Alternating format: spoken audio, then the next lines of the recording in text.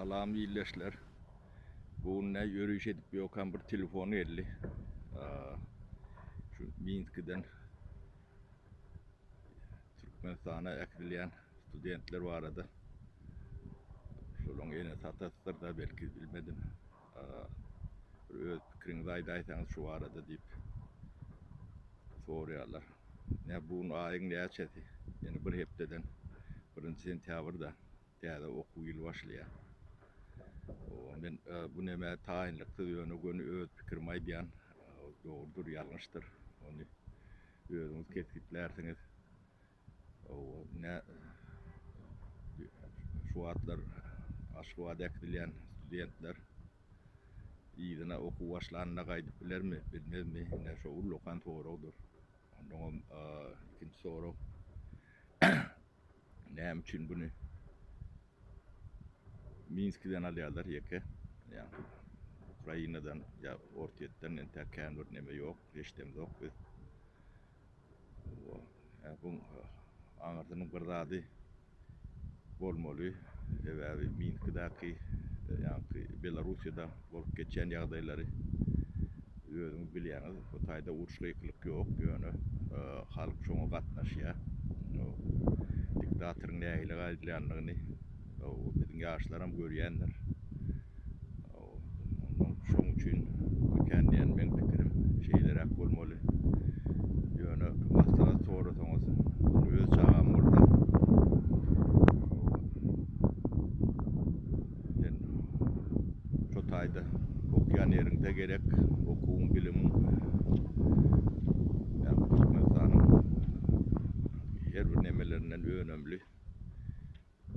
Türkmenistan'a var ne işleyecek? Şunu iyi işledik. O bakı şu atlar var. Yani iyiliğinde kayıtmacağınızdan 99%'ni garanti etsem olur. İkinci, üçüncü kursta okap gören olsanız okuğunuz koymamı mümkün. Yani şuları alak deme. Benden doğrusunuz gitmeyen diyecek de. Ya da şeylere gedelince yok yani şu telefonu ölen son jogap vereyim dedim hemen bir 3-5 olsun deyip bir kıyfacık yazıya diyen adamlar biraz düşünün taşının doğru kararı gözünüz verirsiniz. Yaşlara da matlakadım okuyan olduğunuz okuyan yerinizde kalın okuğunuzu köydürmeyecek olsanız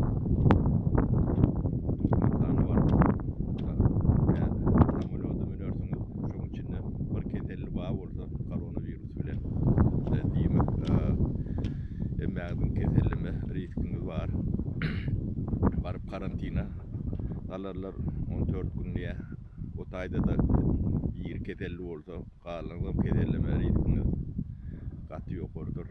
Yani şu atları gödümünü tutsanız ben fikrimce gitmeyen o kalanını böldüğünü ülersiniz. Hemen şunu kıyısaca yazıp demede inliydim.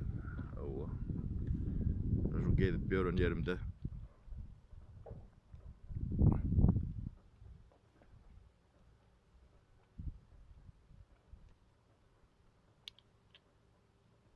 şunu çekeyinliydim.